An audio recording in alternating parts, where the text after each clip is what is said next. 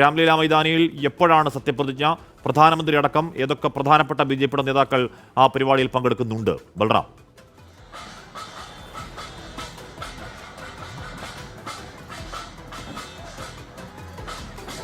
ഹാഷ്മി, രാംലീല മൈതാനിയിലെ പരിപാടിയിൽ 30,000-ഓളം പേർ പങ്കെടുക്കുമെന്നാണ് ബി.ജെ.പി. നേതൃത്വം അറിയിച്ചിരിക്കുന്നത്.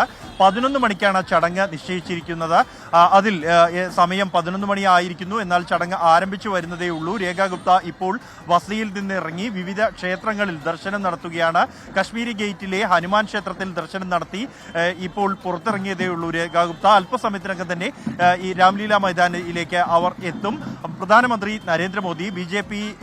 ദേശീയ അധ്യക്ഷൻ ജെ.പി. നദ്ദ, ആഭ്യന്തരമന്ത്രി അമിത്ഷാ, കേന്ദ്രമന്ത്രിസഭയിലെ മുതിർന്ന മന്ത്രിമാർ, ഇതുകൂടാതെ ബി.ജെ.പി. എൻ.ഡി.എ എന്നിവർ ഭരിക്കുന്ന 20 സംസ്ഥാനങ്ങളിലെ മുഖ്യമന്ത്രിമാരെയും ചടങ്ങിൽ ക്ഷണിച്ചിട്ടുണ്ട്. എന്നാൽ യോഗി ആദിത്യനാഥ് അടക്കം 4 മുഖ്യമന്ത്രിമാർ ചടങ്ങിന് എത്താൻ കഴിയില്ല എന്ന് അറിയിച്ചിട്ടുണ്ട്. ഉത്തർപ്രദേശിൽ ഇന്ന് ബജറ്റ് അവതരണമാണ്.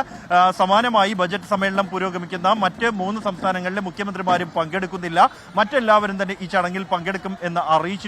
ഇതുകൂടാതെ കലാ സാംസ്കാരിക മേഖലകളിൽ നിന്നുള്ള പ്രമുഖ വ്യക്തികളെയും ഈ ചടങ്ങിനായി ക്ഷണിച്ചിട്ടുണ്ട്. 50ഓളം സിനിമ, ക്രിക്കറ്റ് താരങ്ങൾ ചടങ്ങിന് എത്തുമെന്നാണ് ബി.ജെ.പി. സംസ്ഥാന നേതൃത്വം അറിയിക്കുന്നത്. ഇതുകൂടാതെ ഈ ചടങ്ങിലേക്ക് ക്ഷണിക്കപ്പെട്ട അതിഥികളിൽ ഡൽഹിയിലെ വിവിധ സമൂഹ വിഭാഗങ്ങളിൽ നിന്നുള്ള ആളുകളെ പ്രത്യേക ക്ഷണപത്രം നൽകിയിട്ടുണ്ട്. എല്ലാവരുടെയും സാന്നിധ്യം ഈ ചടങ്ങിൽ ഉണ്ടാകും എന്ന ഉറപ്പാണ് ബി.ജെ.പി. സംസ്ഥാന നേതൃത്വം നൽകുന്നത്. 27 വർഷങ്ങൾക്ക് ശേഷം ഡൽഹിയിൽ അധികാരം പിടിക്കുമ്പോൾ അതൊരു വലിയ ചടങ്ങായി മാറ്റാൻ ഉള്ള ഒരുക്കത്തിൽ തന്നെയാണ് ബി.ജെ.പി. മുഖ്യമന്ത്രിയുടെ പേര് പ്രഖ്യാപിക്കാൻ വൈകുന്ന ഘട്ടത്തിലും ഈ സത്യപ്രതിജ്ഞാ ചടങ്ങ് വലിയ ആഘോഷമാക്കാനുള്ള ഒരുക്കങ്ങൾ സംസ്ഥാന നേതൃത്വം കൈക്കൊണ്ടിരുന്നു. അതിന്റെ ഒരു പരിസമാപ്തിയാണ് ഇന്ന് നമുക്ക് കാണാൻ കഴിയുന്നത്. രാംലീല മൈതാനവും പരിസരവും പൂർണ്ണമായും ബി.ജെ.പിയുടെ പതാകകളെ കൊണ്ട് അലങ്കരിച്ചിരിക്കുന്നു.